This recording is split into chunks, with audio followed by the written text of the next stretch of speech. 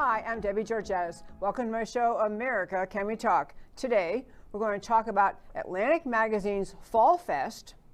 Dr. Richard Bartlett joins me in the studio, and Democrats' fall election war threat. And of course, I'll tell you why these stories matter to you. Stay tuned.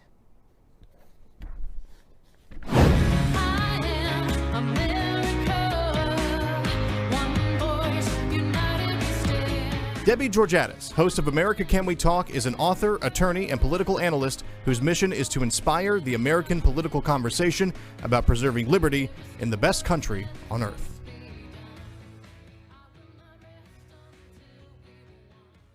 Can we talk into today's First Five? I'm Debbie Georgatos. We talked about the Atlantic Magazine last week several times. They ran a recent story where they just seemingly almost out of whole cloth concocted an accusation against President Trump that when he was in France in 2018, he refused to visit a cemetery where American soldiers are buried because, the story went, he was worried it was raining, his hair wouldn't look right. And besides, he referred to the people who lost their lives in France World War II as a bunch of losers. The story ran, we're now at 20 plus people who said that didn't happen. I was there. We have the Navy orders been released to the public to say that they told the president on that day, it is too windy, we can't fly the helicopter to the cemetery. There was and everyone there, even people who don't like President Trump very much, have said, he didn't say that, that's not what happened. It was an unfortunate canceled trip. My reason for reminding you about that story is that the Atlantic Magazine is a radical left magazine that spends its time attacking conservatives, Christians, Republicans, President Trump, etc. So they have a fall festival. Who knew? I've never been tempted to go. But the Atlantic Festival announces every year who's going to speak, and they just made their big announcement about who's going to speak at their fall festival. That would include Hillary Rodham Clinton, Stacey Abrams, she who would be vice president or governor or something, a very leftist Delta Airlines CEO, the co-founders of the Black Lives Matter movement, Alicia Garza, and other leftists. There's a lineup of leftists. And the last person mentioned in the headline is Anthony Fauci, the director of the NIH, the one who has been out in public since the moment we all learned about coronavirus, essentially blocking all sorts of remedies that doctors are recommending. He has come out strongly against hydroxychloroquine and budesonide, and he continues, and we're going to talk a lot about him today, he continues to make arguments that basically everything in America should just shut down until the vaccines are ready. He actually made a statement almost exactly along those lines just a couple days ago. And so I'll close out the first five by saying this. Anthony Fauci is an American citizen. He is entitled to his opinion. He's entitled to be a leftist. He's entitled to be a Democrat. He's entitled to believe in vaccines. He's entitled to have opinions and to go speak at the Atlantic Fall Festival with the other lineup of leftists. He is not, however, entitled to issue his opinions with impunity, to issue his opinions without being questioned. And when you recognize the company he keeps, the leftist associations he's voluntarily making by speaking at the Atlantic Festival, he's telling you, I am a leftist. This ties in with a story I mentioned last week in which Anthony Fauci published an article recently in Cell magazine, C-E-L-L, Cell magazine, touting essentially that he thought it was extremely important to tie in COVID and the coronavirus with what he predicts is the coming era of the pandemic and the need for people to react to coming pandemics by recognizing our place, dealing with nature. Basically, it was a radical leftist climate change argument that says we're entering the era of pandemic, so therefore everybody has to live better in harmony with nature and everybody has to do more things that the radical leftist climate agenda demands. This is a guy who's trying to be the solo dictator of policy in this country related to access to treatments for coronavirus. Speaking at the Atlantic Festival is his right. He is not entitled to be free of criticism and questioning about the opinions he is issuing and about his knowledge and detail about other solutions to coronavirus that doctors in America are offering. And that, my very fine friends, is today's First Five. I mentioned before the show started that we have a guest in studio. I want to introduce him a little bit before he joins us. This is Dr. Richard Bartlett, and if you watch my show very often, you know that he joined me for the first time on July 2nd. That was an interview in which, for the first time, I actually was learning on air with you about a treatment that he had, a therapy that he had worked on that relates to treating people with COVID, coronavirus or COVID-19. This therapy involves inhaled budesonide, a steroid. It's a treatment that actually clears up the lungs. A lot of water under the bridge since that one interview on July 2nd. You may recall he joined me another time, along with a congressman who's also a doctor, named Congressman Abraham, who was validating and agreeing that the treatment that Dr. Bartlett, the therapy Dr. Bartlett came up with, was actually he was seeing as effective in his practice too.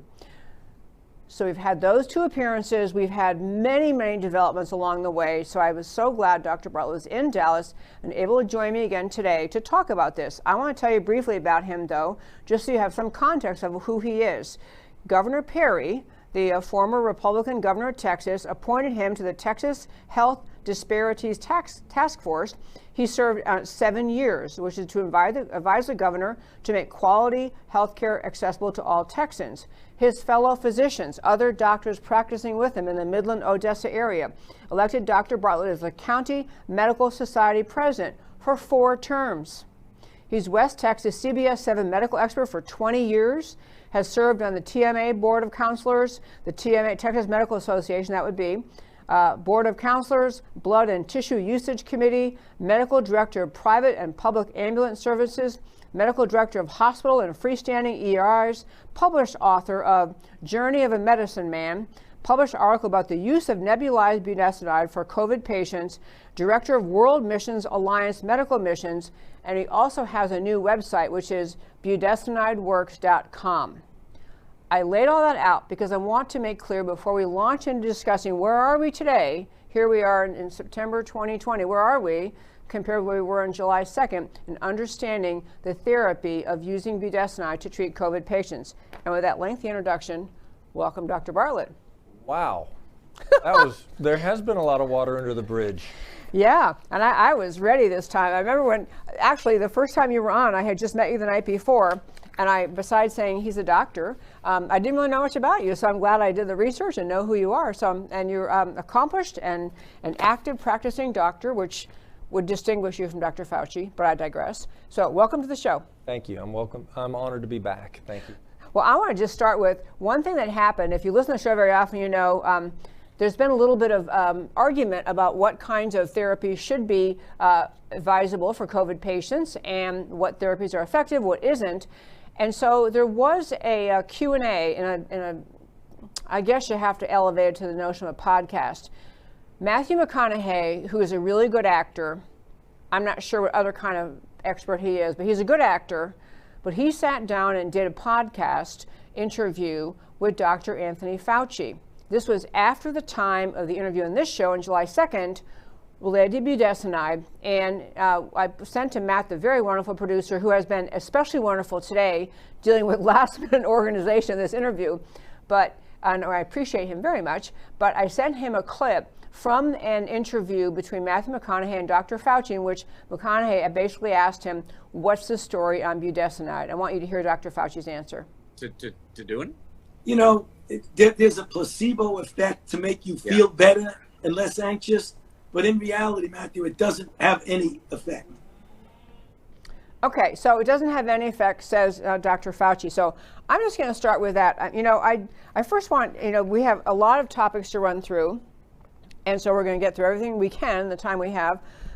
But that statement by Dr. Fauci is the placebo doesn't have any effect. How does that square with your use, your prescribing and using budesonide to deal with COVID patients? Independent of me, Oxford University is contrary to what he just said. The research that they did has now been completed, and Oxford University and the University in Queensland, Australia, say just the opposite of Anthony Fauci. And when he said that, did he offer any backing of science documenting what he's saying? just because he says it doesn't make it true. And so that seems to be the pattern for the last 9 months, that just because Anthony Fauci says something, it's like we're supposed to believe it, even if it's contrary to what science is showing. Science is showing that inhaled budesonide works, and that's been validated in the last week by the University of Oxford, the University of Queensland in Australia. But my experience in taking care of people, boots on the ground, in the emergency room, and in the primary care setting, is that inhaled budesonide can be a game changer when I'm taking care of people with COVID. My responsibility in the emergency room, which I don't think Anthony Fauci has ever been in this situation apparently, is if someone is having trouble breathing, as an ER doctor, I'm supposed to help them breathe. And so the ABCs, airway, breathing, circulation, are paramount, fundamentals of CPR, of advanced cardiac life support, of advanced trauma life support. I'm an ATLS, advanced trauma life support instructor. I don't just take the course, I teach the course. And breathing is really important. I actually teach that a lot. And so inhaled budesonide given to someone who is short of breath and having chest tightness while they're getting the treatment, many times their shortness of breath and their chest pain goes away and their oxygen saturation goes up while they're getting the treatment. That is unheard of with any other disease with this medicine. Inhaled budesonide is a respiratory anti-inflammatory medicine, a corticosteroid that decreases inflammation. COVID is a respiratory inflammatory disease. So it's intuitive that a respiratory anti-inflammatory would be a good idea for a respiratory inflammatory disease. But there's been a lot of pushback from the top. I mean, that was a scripted interview with Matthew McConaughey. Why in the world did that come up? Because there's traction. There are doctors around the world using inhaled budesonide to help people breathe. When they need a stopgap measure, which was my intent as an ER doctor, they're finding that this actually helps. But I was thinking in the emergency room setting, and we've seen it work for patients in the ICU, and we've seen it work for patients in the early disease outpatient.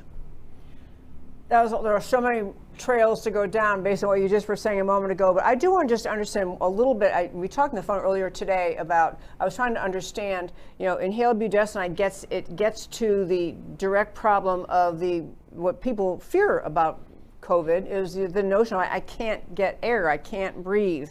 That is the panic, and that's what otherwise drives hospitals to intubate patients to solve that problem of not breathing. Remember in January we were told that this, Anthony Fauci laid it out, that this is a respiratory inflammatory disease.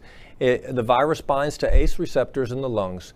That causes, and once the virus attaches to those receptors, it'll cause the release of inflammatory chemicals called cytokines and other inflammatory chemicals as well. Those will go in the bloodstream and go through the bloodstream to many organs, cause multi-organ failure, or clotting in the lungs called a pulmonary embolus, or in the heart is a heart attack, or in the cerebral blood vessels it would be a stroke. And so that is the result of the inflammatory chemicals released going through the bloodstream. It's not the result of the virus going to those organs and attacking them. So if you can stop the release of those inflammatory chemicals at the source, which is in the lung tissue, which is what we're doing with a targeted approach with inhaled steroids, then you stop the rest of the process. And so it is a game changer. Game changer, to say the least. I'm glad you explained that. I'm at the risk of, I don't want to get trying to restate everything you say, but I thought that changed, or it helped me understand a lot when you explained that earlier on the phone and repeated it just now, this idea that if you can stop what's happening in the lungs, these ACE receptors, if you can stop them from bonding, whatever it is, with the virus, you prevent the spread of the virus through the body. So there's two things that are going on that this helps with. One is these ACE receptors, the virus latches onto those receptors, and then it goes into the cells and hijacks the cells to replicate in the lung tissue. And so if you have less of those receptors, interestingly, children have less trouble with COVID and they have less ACE receptors. And so that is, and every year as they grow up until they're 24 years old, they have more and more receptors. that is the theory why children don't have so much trouble with COVID and they don't spread the disease like adults do. And so budesonide decreases the ACE receptors. It makes less receptors for the virus to latch onto, less doorway for the virus, and so you have less of the disease. Less doorway for the, because that was just so helpful to me understanding this, because when you accomplish that in the lungs, you're preventing then the spread of the virus. The second stage of the disease, which is the inflammatory chemicals that go total body and then cause multi-organ failure and death. Okay, so we've had that conversation we had in July, then I think it was 2 or 3 weeks later you were back with Congressman Abraham. So since that time you mentioned it, but I want to quickly have you summarize again. Oxford has a study out, and the gist of it was? So Oxford was doing a study. Initially, their first study was using steroids IV in the ICU on patients on ventilators, and they found out that corticosteroids cause a third greater survival rate, meaning some people still died, but less people died if they gave them steroids. And that was against what the World Health Organization recommended. The World Health Organization, which is parroted by the CDC and Fauci, says don't use corticosteroids. In January, we were told absolutely don't. But Oxford was audacious enough to say, we're going to try it. They're going to die anyways, and a third better survival rate at the end of the disease. I say these are people already on a ventilator. Yes, so they're in the ICU. They're already in the ICU. They're already in distress at the end of the disease process. But then they did another study using inhaled budesonide, targeted steroids, using a respiratory medicine for a respiratory disease where the virus really is. You're putting it right where it is. And they just came out with their study last week. One of the investigators is Dr. Nicolau, Dan Nicolau, and he said that one of the quotes that I saw was this could cause up to 50% or more of people that would have been hospitalized with COVID to not even be hospitalized. So there's different stages of this. People get sick enough to get put into the hospital. Then there's another level of them getting put on in the ICU, and then another level of being on a ventilator, and up to 90% of the people that die, that get put on a ventilator die. Yeah. So we don't want to cross those thresholds. And if you don't even get put in the hospital, then you're not going to die on a ventilator. And so this is great news. Okay, so the Oxford research, actually, Matt the Wonderful, this is one of the main reasons I say is wonderful. I was saying in the last minute, but we had a clip. This is the Fox News headline. I just want to show the headline. Oxford coronavirus steroid research remarkable amid scientific uncertainty, experts say. Well, that kind of leads me to something. I mean, Oxford's saying it's great, but then they have to add into the title, amid scientific uncertainty. Is the scientific uncertainty making reference to we haven't yet had a double-blind study? Is that why they're saying that? Well, now we have. And so that's what Dr. Nicolau was speaking to. And so he's been interviewed around the world because he's a part of the study that is a double-blind placebo study with a large population showing that inhaled budesonide works. That's the opposite of what Dr. Fauci said. One of those people is not telling the truth. Both things cannot be true, as they say. Yeah. Yes. Like in the SAT test, whatever it is, which the above is not true. Okay. There's also an article. This was actually in the Wall Street Journal. And this was COVID-19 deaths. We have that caption, Matt. Yeah. COVID-19 deaths significantly reduced by use of steroids, analysis said. Is this one also making reference to the same Oxford study? And there's just great captions. So again, we're told since January, and most doctors in the United States that are in a hospital-based setting, if they are an employee of a hospital, they're going with what has been the strategy since January, which is late care only. Meaning don't do anything. There's nothing to be done until a person comes in the hospital. That is waiting until the house is 2/3 burned down and then trying to rescue a person. If now we have evidence that up to 50% of the people would not be hospitalized if they were using inhaled budesonide outpatient, that's a game changer, and that should be employed immediately. And we have that evidence now out of Oxford and University of Queensland. Okay, there was also observations being made about the idea that some people seem to be maybe not, completely resistant to COVID, but not having much of a problem with it. I was talking about people in countries, Taiwan, Japan, they're not government mandated mask wearing and social distancing, but they had inhaled corticosteroids, yes. Yeah, corticosteroids being used in those countries, separate and apart from your discovery of what you found as a workable therapy. Right. You know, since January, only 7 people have died in Taiwan, a free country. 7 people in the whole country of over 24 million people. What they were doing different is what made a difference. Wearing masks in China and wearing masks in Taiwan, you have a disaster happening before our eyes in mainland China, communist China. But in the free country, they were doing something different. They weren't doing the late care only treatment that was prescribed by China and then echoed by the World Health Organization and then repeated by CDC and Dr. Fauci. And still, unfortunately, they haven't budged on it, even though we have evidence now that there's early therapies that can make a difference. But Taiwan was treating people early. And so they were using inhaled corticosteroids. You're exactly right. And they were doing strategies of early treatment. That's one difference between the late treatment only. And the second thing they were doing was they were using inhaled corticosteroids. There are also doctors that are using corticosteroids as pills, and that is helping. But that has potential risk of raising someone's blood sugar if they have diabetes and causing other side effects that you don't get with inhaled budesonide. Okay, so before I go dive into a bunch of questions I have, so your sense of your use of the budesonide, inhaled budesonide, as a therapy for COVID, you would recommend it early stage? You would recommend it as you go through, and even very late? Well, the Oxford study, even when people are already on ventilators, is finding effective. So that's exactly right. All across the board, you would recommend it? Yes, it has an effect as long as someone's breathing. And so I've had patients who are very early. It's within hours of them starting to have a fever, having a positive test, they get a breathing treatment, a nebulized treatment of budesonide. And I have one patient who got one treatment, his fever broke, his symptoms stopped with one treatment because it was caught so early.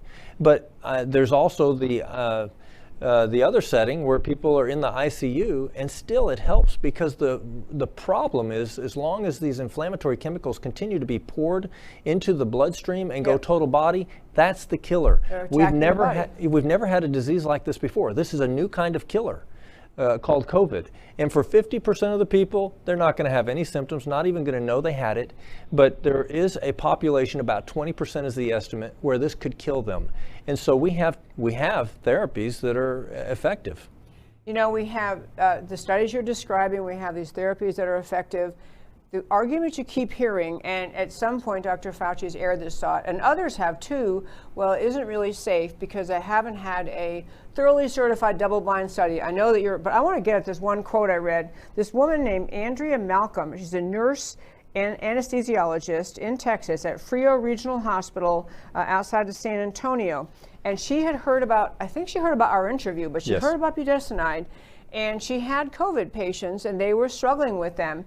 And she talked about the idea of, at the time, her action, she said, if we waited on a double-blind, peer-reviewed study, we'd have so many more people dead, because her experience was they began the therapy of inhaled budesonide and had a remarkable turnaround. I know you're aware of the case, so tell us a little more about that. So this was, I got an email one day where there are people who have taken what I've discovered, an effective therapy for COVID, inhaled budesonide against COVID, and they've taken it a step farther, and they deserve credit for that. And one is Andrea Malcolm, a nurse anesthetist, and she does the critical care for this hospital south of San Antonio.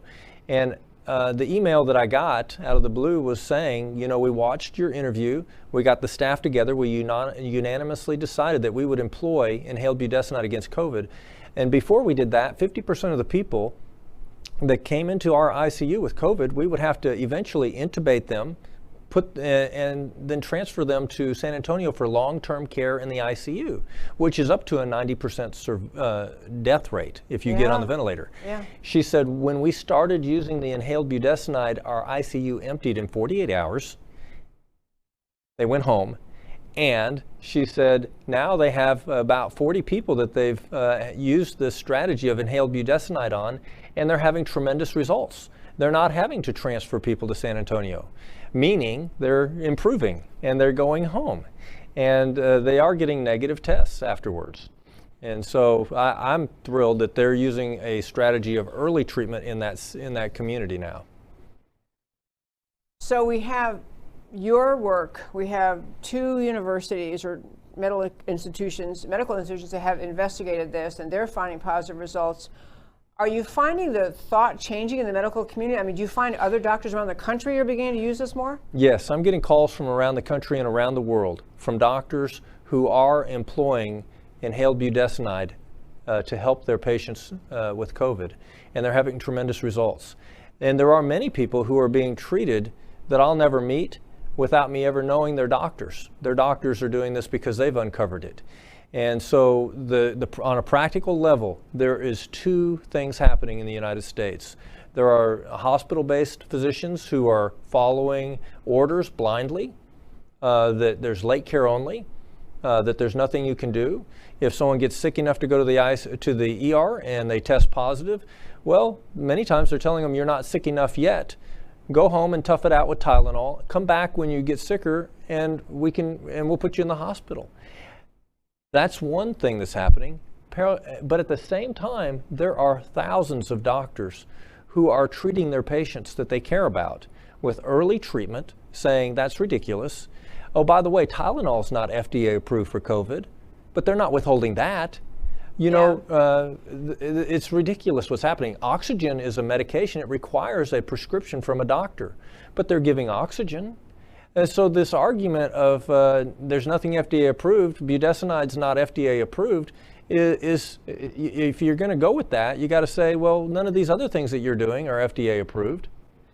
For treating, as a treatment for COVID. If you're in the hospital saying we're not going to give budesonide, but we'll give you oxygen, we'll give you Tylenol, it doesn't jive with the argument that that we can't give budesonide because it's not FDA approved. Yep. Also on budesonide, I know we've talked about it before, but just to remind our listeners, it is not a new concoction. It's been around a long time, and it's been around even as a safe therapy for children, treatment for children who have asthma. And so it's, right, isn't that asthma? So you know what's as bizarre as thought is, it's safe enough for children with asthma that it's I don't know how many millions of kids in America have asthma and use budesonide, but it's somehow unsafe if you have COVID.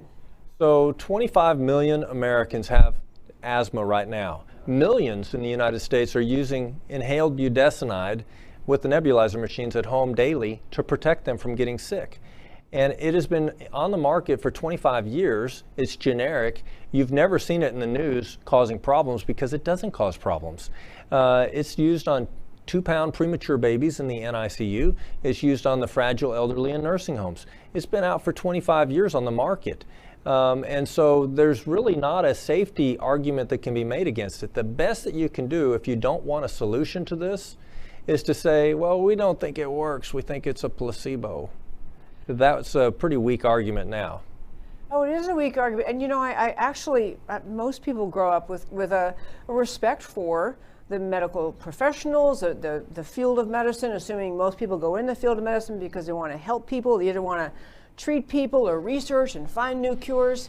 But it's becoming increasingly disturbing to Americans to hear stories like this and other treatments that are therapies for COVID that seem to be working. And yet you can't seem to get the nod from the federal government. But I want to talk about some other things that we're doing in this country. I don't know if you saw that there was a recent interview that Dr. Fauci gave, not the one with Matthew McConaughey, which is, by the way, you can find that at our website if you want to actually hear the whole interview. But he also spoke, Dr. Fauci spoke recently, a video conference panel sponsored by Harvard Medical School. And his statement very recently was, Dr. Fauci's recent statement was, what he'd really like is for America to say pretty much shut down. He likes the shutdown thing, pretty much shut down until we have a vaccine sometime in 2021.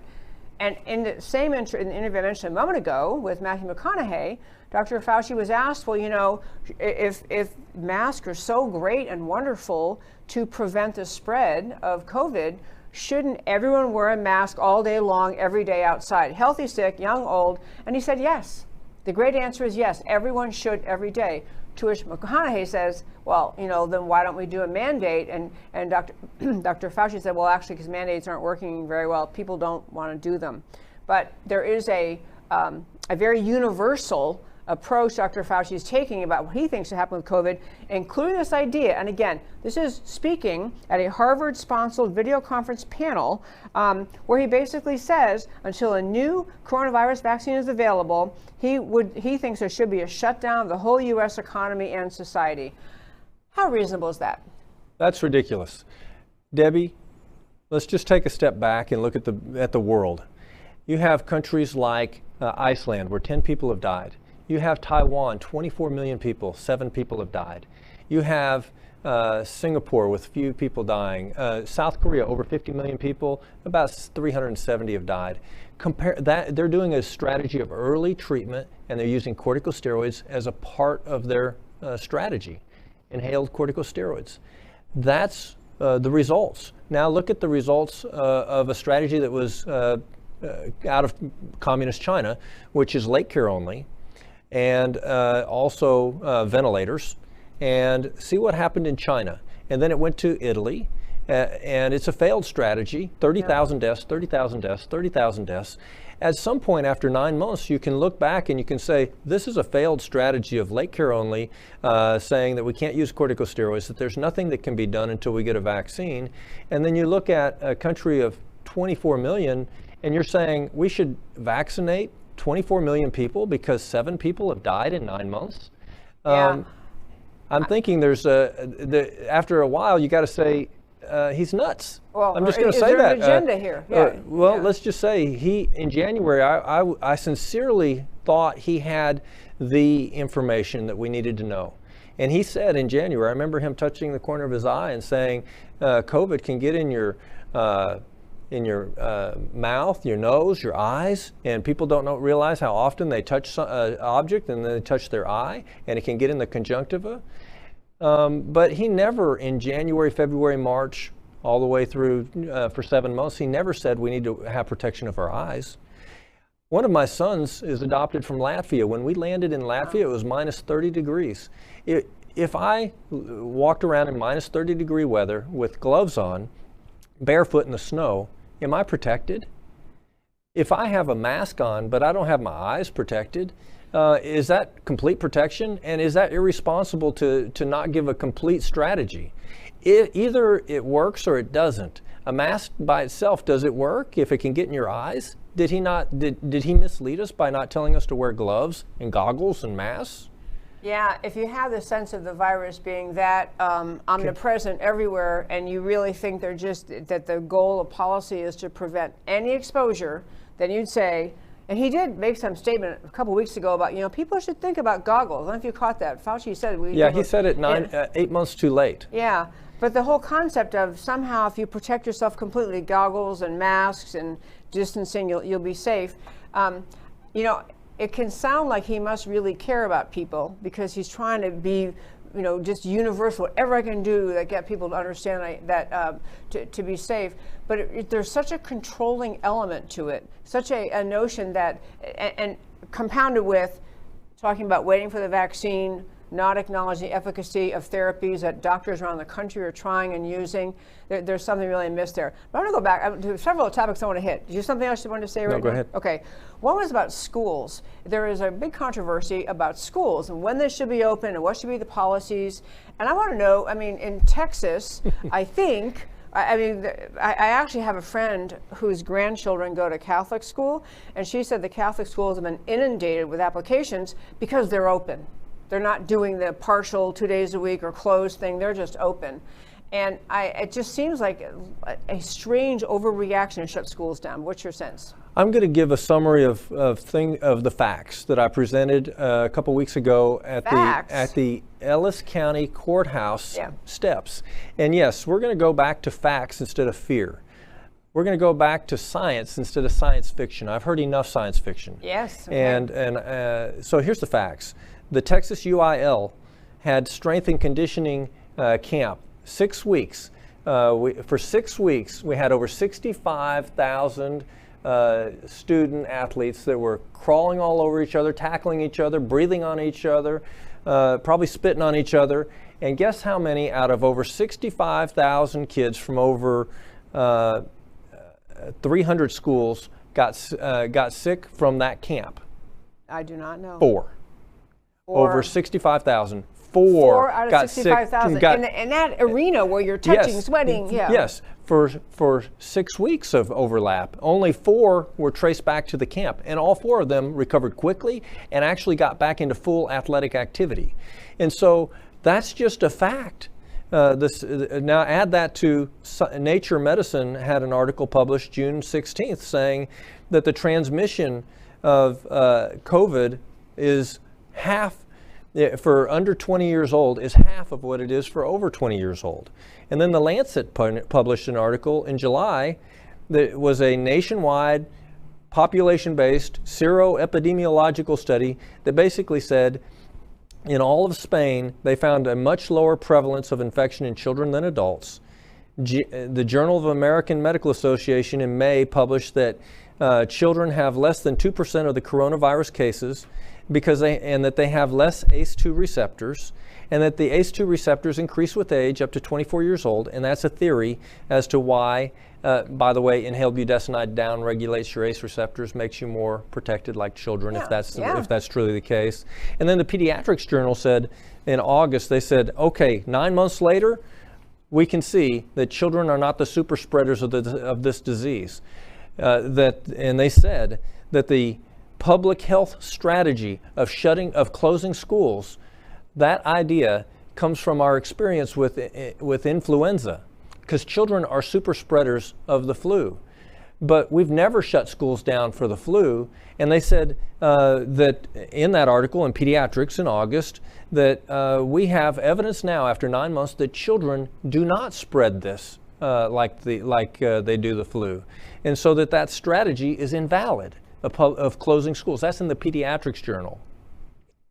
And then you have the National Academies of Science, Engineering, and Medicine published in 2020 an article about reopening K through 12 schools. And they said over 90% of the children who test positive for COVID will have no or mild symptoms.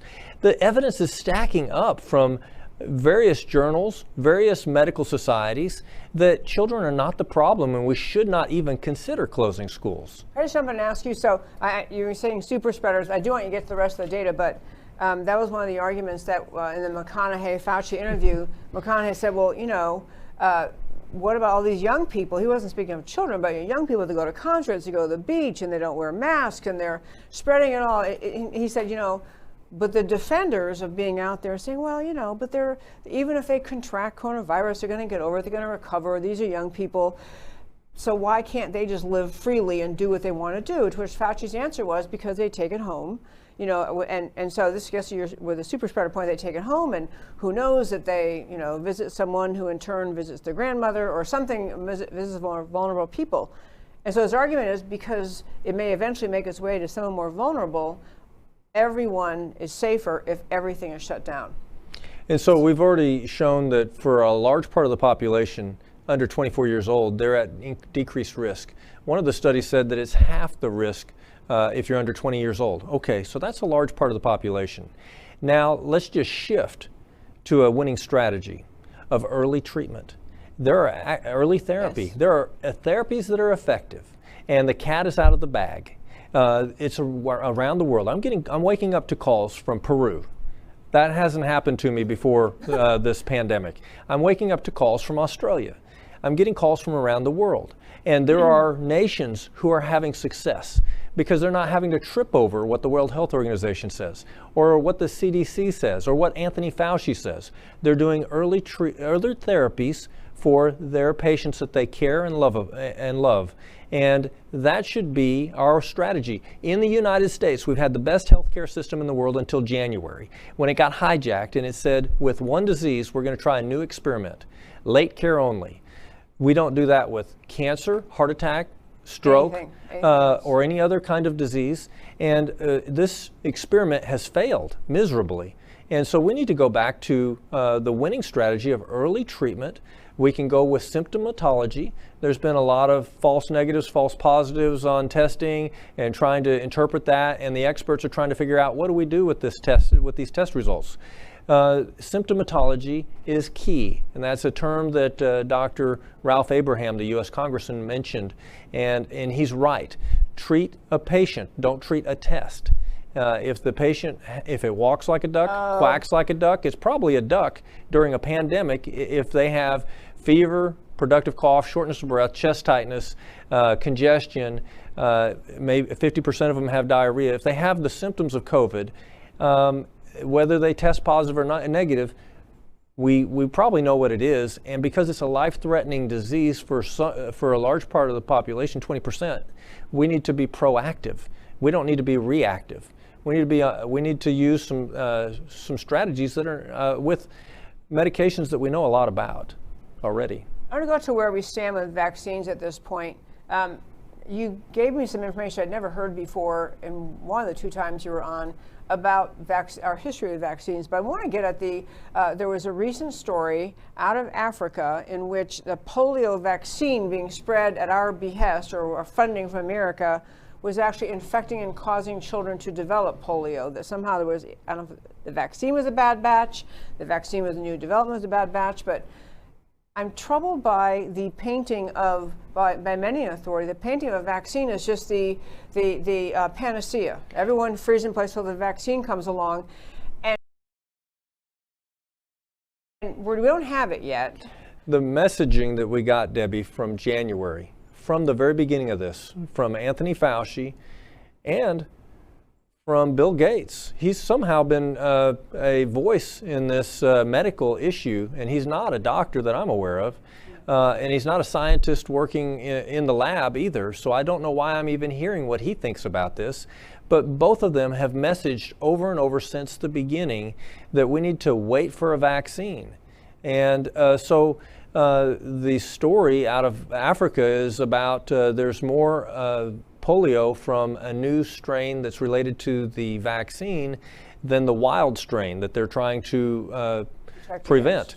But I'll tell you, close to home, we had just in the last 20 years, we had a disaster with rotavirus. Rotavirus is a virus that causes diarrhea in infants, and it's a problem for infants. For adults, they usually don't have a big problem, but people were taking their babies, their bundles of joy, for a well baby check and vaccinations, and getting the rotavirus vaccine, and some of those children were dying.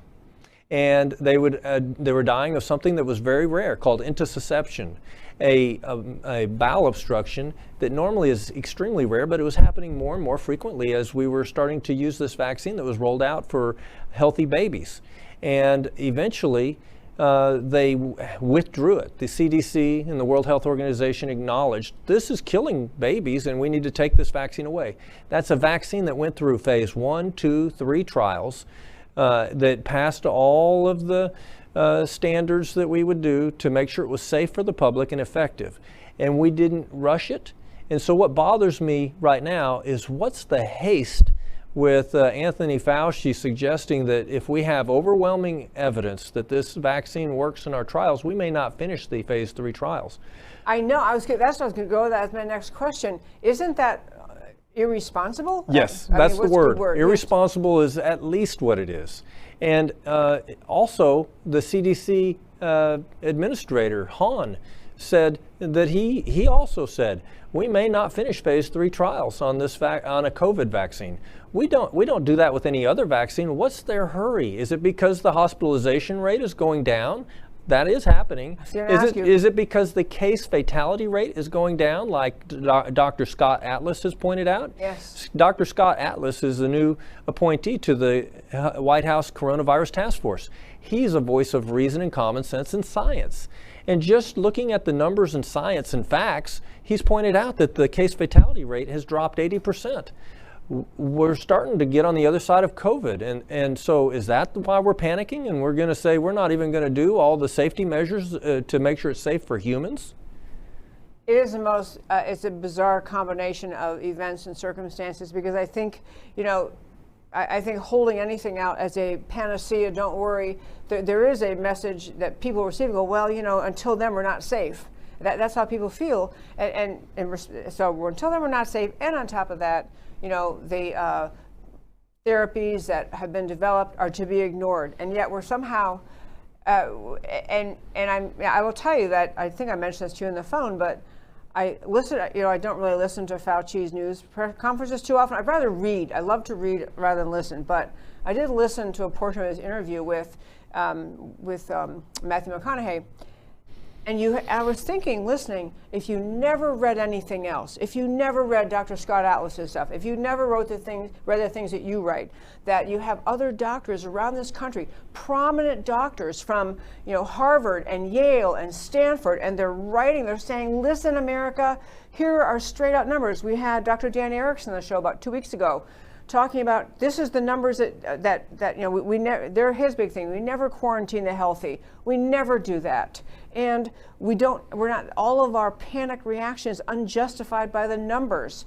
And so but then I was listening to Dr. Fauci as he was talking away and very authoritatively and with no hesitation in his answers, listening to his answers, talking to Matthew McConaughey, you could see if you're an American citizen and he's the only person you hear, you would think, well, gee, we better just shelter in place. We better be afraid. Shelter in place, mask up, stay home, goggle up, and stay home until a vaccine is announced. And I just think that is so repressive. And there's something so wrong about that, given the other voices of doctors like you actually involved in treating patients. I have not heard any good news, any solutions out of Anthony Fauci. He's suggested some things, but I haven't seen any effective results from the things he suggested. The end result of what he says is fear. Fear your neighbor, be afraid. It's everywhere. There's no hope. There's no help, and that's not true. And I'm going to say that I'm not afraid of COVID anymore, and you don't have to be afraid of COVID anymore either. I've seen so many people recover from COVID with effective therapies that are either outpatient or even in the ICU, and they make it home with effective therapies being employed that are already here. And so I'm not afraid. There are some common sense things that can be done. My son just graduated from dental school in UT San Antonio. And you guess what the dentists and the dental schools are doing? They're having people use mouthwash before they work on them. And you know what? They're not having a disaster that's in the news of their school being shut down because they're being overwhelmed with COVID. There are common sense things that we can do. And those are not being suggested by Anthony Fauci. They're not going to come out of the World Health Organization. That failed strategy needs to be dropped. Dr. Scott Atlas needs to be listened to. I was going to say, I was so glad when I saw he was appointed to the task force for coronavirus. And I don't know if he's just like getting settled in his office, but I haven't heard much yet. I keep waiting for him to kind of be a voice and saying, let me share my, well, is there any reason we're not hearing from him? Yes, for the same reason that our YouTube video that went viral with 5 million views got pulled from YouTube. He's in our company. He's saying facts, he's saying science, and they've pulled his stuff. So he's in good company. We're in good company. He's telling the truth. You're not going to hear what he says on mainstream media for the most part because he's going to tell science. He's not going to be trying to be fear-mongering, and he's not going to be doing science fiction with nothing to back it. I'm going to tell you something else. When Anthony Fauci did this and he said it can get in your eyes, he failed to mention later that France studied budesonide eye drops against COVID. What? And it worked. You know what? How did he miss that? He seems to be missing a lot of things. Maybe he needs to retire. Well, I certainly, yeah. You know what? We are probably past out of time on today's show, but I do want to. We have one more article. Yes, if you. Which one is it? It's the pathophysiological basis and rationale for early outpatient treatment. And there it is. And that article there. Okay, no one understands that title right there. Go ahead, Dr. Bartlett. That is basically the scientific reason for using early outpatient treatment. That is early treatment. That is not late care only. That is what they're doing in South Korea. That's what they're doing in Japan with 121 million population that's working. It's early treatment. And this is 24 accomplished authors from Yale, from Emory in Georgia, from UT Houston, from California, 24 accomplished infectious disease experts that are epidemiologists, just like Anthony Fauci, that are saying the opposite of him. Either those 24 authors are wrong or Anthony Fauci's wrong. Okay. And that article, again, is just speaking about the great value of early treatment with inhaled budesonide. Early outpatient treatment.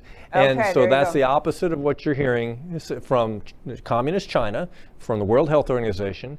And why does the World Health Organization have that idea? Because they work with many third world countries that don't have resources. So they say late care only. But that's not us. That's not us. Okay. I'm so glad you've been able to come back in today. If you want to take one last parting comment, but then I'm going to, Yes. one last parting comment, I got to roll. Okay, so again, I have seen a lot of COVID patients. I know story after story, and I'm telling you, absolutely, we are not held hostage by fear in the United States. We have plenty of resources. There are therapies that are effective, and I am absolutely not afraid of COVID anymore, and neither should you be. And on that note, I'm so very glad Dr. Richard Bartlett was available today to come in, and everything we talked about, and in fact, even more than what we talked about, I will have available as resources on our website, americacanwetalk.org, on the homepage, under shows, drop-down list of links. You can go read these articles yourself, because this is such an unfortunately controversial thing, and the more informed you can be by reading yourself, the better off you are. And your website is now called? So it's made by a third party. It's not mine, but it's budesonideworks.com, budesonideworks.com, and that will have a list of providers. There's a providers tab. There's also my 16-page white paper that is now published, so that doctors can see the rationale behind my protocol, and it also has my protocol, budesonideworks.com. I don't know if you have this on your website, but I want to share with our listeners. I get emails from listeners all the time. I mean, on a variety of subjects, but I've had more like this I'm about to tell you about. But I had a listener who wrote, I was just actually cleaning out email last night and found one that had come in a few weeks ago with a woman saying, I just want to tell you that I listened to your show, I listened to your interview with Dr. Bartlett, and then she contracted COVID, and leaving out a really stressful and unpleasant experience she had. She finally was able to find someone who would prescribe budesonide to her. She got the inhaled steroid budesonide. She went through the protocol along with whatever else she was told to do. And the closing line in her email to me was, I truly want to tell you, I think Dr. Bartlett saved my life. And I'm telling you folks, it's not the only email I've gotten like that. And I know I've talked with Dr. Bartlett's assistant. They get a lot of those emails too. I am wrapping up this segment. I'm not a medical person. I'm a lawyer by background. My purpose in my show is not to give medical advice, but it is to argue for the idea that in America, the land of the free, the land of the country where we the people are, we have the ultimate power in this country, that we need to have healthcare freedom that certainly should include the right of a patient to go to a doctor and trust that doctor's prescription, and the right of the doctor to prescribe things that are legal, that are in fact already in use, without having interference at any level, from state medical boards, from the federal government, from advice coming out from the NIH. And the idea that we're in a battle in this country for people wanting to get effective treatment, things they've heard about, whether it's budesonide, hydroxychloroquine, whatever other thing it is, and it's a legal issue, it's a political issue, whether they're allowed to have it. This does not belong in America. That is where I'm coming from on this show. This is what I'd love to see in changes made in Washington,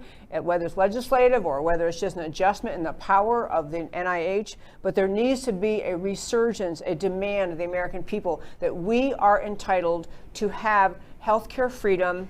We have the right to life, liberty, pursuit of happiness, and liberty includes getting access to a treatment we would like without interference from medical boards, other people like that, even Dr. Fauci, who may be a very nice person and have good things in mind, but his actions in this particular context have caused people to not be able to get access to what they want to have for their treatment, and that does not belong in America. My very last topic for the day, it's the quickest topic. I'm going to cover it in about 2 minutes or less, and that is this. The Atlantic magazine, which I mentioned at the start of the show, that has their fall fest, including Dr. Fauci, along with an otherwise lineup of radical leftists, Marxists, America-hating, all of them. Dr. Fauci's agreed to be part of that, so that's the Atlantic. The Atlantic ran an editorial, and the reason I want to tell you about it is because it captures what I think is the thinking behind the BLM and the Antifa riots, property destruction, arson, and murder we're seeing around the country. And this is what the guy said. This is a writer, again, at the Atlantic magazine. His name is Shadi Hamid, H-A-M-I-D, Hamid. His basic argument is that if you want law and order in this country, if you want to return to law and order and safety and civility, you have to vote for Biden. Because, says he, the riots won't stop. The violence won't stop. The attacks on cities, on homes, on properties, on businesses, on cars, and the streets of the city will not end until they have succeeded in getting Donald Trump out of office. And even more so, they're talking about the idea that their demands, the demands of these marchers, they're not marchers and they're not protesters. They are violent criminals. They are rioters. They are thugs. They are criminals. They will not end until they get what they're demanding. And this is what I want to make very clear to you. Antifa is Marxist in its very roots, its very definition. The Black Lives Matter movement is a Marxist, anti-American, overthrow American government movement. We are not watching simply racial protests in the streets related to particular events involving interactions between police officers and citizens. Even the one in Minneapolis, the episode in Minneapolis, had nothing to do with what we're watching. We are watching the impending Marxist overthrow of this government. What this guy is saying in here, he's saying, all of you law and order voters, you're never going to have law and order again until you vote with the Democrats. You'll never have law and order again. You're going to stop supporting President Trump. You're going to stop supporting his agenda, the Restoring America agenda, because President Trump's restoring America, restoring sovereignty, restoring borders, restoring a strong economy, everything President Trump brought to this country is antithetical to what the Marxists want. They're not protesting in the streets because of any interactions between police and citizens. They are protesting in the streets. They are committing riots and arson and theft and murder because they're part of a Marxist revolution. This guy is saying that. He's saying, no end in sight. We'll never stop until you are with us. He used this idea that he says, as a loss by Joe Biden under these circumstances, the riots in our country, is the worst case, not because Trump will destroy America, but because it's the outcome most likely to undermine faith in democracy, resulting in more of the social unrest and street battles that cities, including Portland, et cetera, have seen in recent months. For this reason, says he, strictly law and order Republicans who have responded in dismay to scenes of rioting and looting have an interest in Biden winning, even if they could never bring themselves to vote for him. Understand, we're continuing to see destruction, rioting, mobs, threats, thefts, arson, murder, because this is a Marxist revolution we are watching. Once you grasp that, and this guy is acknowledging this, he's saying, you know what? Nothing is going to make us stop until we get our way. We boot Trump out. We get Biden in, who won't be president for 30 seconds because he is, I'm sad to report, and everyone knows it, suffering from dementia, cannot handle the job. They're trying to bring the Marxist revolution to America. And this guy is admitting it in this piece. He's saying, no peace, no end to this until we get Trump out of there. And people, if we do not reelect President Trump, if we do not bring about, if we do not vote to stand up for the agenda of President Trump, the restoration of America, we're surrendering our very country. Tying back to the start of the show, I talked about Katie Hopkins yesterday. That's why she's spending 6-8 weeks in America. She's here because she can see President Trump is the bulwark. He is the boulder in the road, stopping this leftist overthrow of our country and the leftist overthrow, the growth of the radical leftist Marxist movement around this country, around the world. Trump stands in the way, and this is why they want him out so badly. This is why they will do anything to defeat him.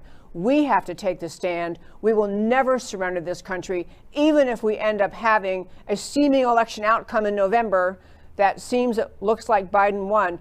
We have to recognize it is up to patriots in this country to stand up and defend their country going forward, no matter what. Stand up and defend the idea of America, which cannot live in the same universe with the idea of Marxism. We're watching a radically important election in this country. I tell you, I believe that President Trump will win hands down, no question asked, unless there's voter fraud. Because the American people do not want what the rioters, arsonists, and murderers are offering us. We actually want our country back. We want a sovereign America, America of law and order, America of peace and of freedom, and America where you can expect to have your country run on the principles on which it was founded. I could talk more, but we're out of time, my very fine friends. As I do at the close of every show, I want to tell you why the stories we talked about today matter to you. We started the show today by talking about Atlantic Magazine's Fall Fest, and we have a surprise visitor. The Atlantic is the publisher that transparently falls Trump smear about the military. 20-plus people now on record denying that. 0 people on record standing up for the smear job the Atlantic printed. Now the Atlantic sponsors a conference, and these speakers are appearing. Dr. Anthony Fauci, Hillary Clinton, Stacey Abrams, a founder of BLM. Why is there anyone in America who trusts Dr. Fauci's advice on anything? Why does President Trump humor Fauci? Why does Texas Governor Abbott rely on Fauci? These are very important questions. And we also talked about the Democrats' fall election war threat. The Atlantic published a warning to Americans: elect Biden or else riots. This is a straightforward test of American character in 2020. Never in history have Americans bowed to threats or intimidation encasing their votes. Never in U.S. history have Americans countenanced media behavior like this. It's not just the media, it is all of the left. And we cannot start now surrendering to them. And that, my very fine friends, is America Can We Talk for today. Thank you so much for tuning in every Monday through Thursday, 3 p.m. Central Time, to America Can We Talk, where I always talk truth about America, because America matters. And I will talk to you next time. Like a crashing wave. Can you hear us now? America Can We Talk? Truth about America. Can